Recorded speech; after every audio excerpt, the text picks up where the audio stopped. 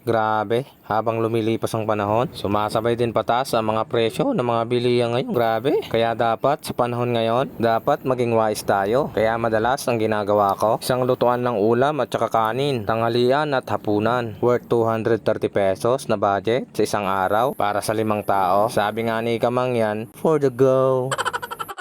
Una ko po palang ginawa dyan ay nilinisan ko muna yung binili kong 1 kilong galunggong. Isinabay ko na rin yung worth 80 pesos na laman ng baboy. Pina-slice ko na rin po pala dyan yung 5 pirasong ampalaya sa anak ko. Naalala ko yung isang anak ko. Naku, mapapadayet naman ito dahil gulay ang ulam. At para hindi masyadong mapait yung lulutuin kong ampalaya, binabad ko muna yan ng 10 minutes. At 5 beses ko yan pinigian gamit ang asin. Pinainit ko na rin po pala dyan yung pangmalakasan kong kawali. At nung mainit na yung kawali, nilagay ko na yung mantika. At naggisa na rin po pala ako dyan ng bawang at sibuyas. Mekos-mekos ng kaunti. Nilagay ko na rin po pala dyan yung worth 80 pesos na laman ng baboy. At sinabayan ko na rin ng crack na paminta. At hindi mawawala yung patis na pangdagdag aroma. Takpan muna natin hanggat sa mawala yung tubig. At dahil multitasking tayo, sinabay ko na rin dyan prinito yung 1 kilong galunggong. At kapag ganito yung texture ng baboy, pwede na natin lagyan ng kamatis, kalahating tasa ng tubig para lumambot pa ng bahagya yung karne. At habang pinapalambot ko yung karne, kumurot muna ako ng 3 kutsara. Yan yung niluto ni Mrs. na pangtinda.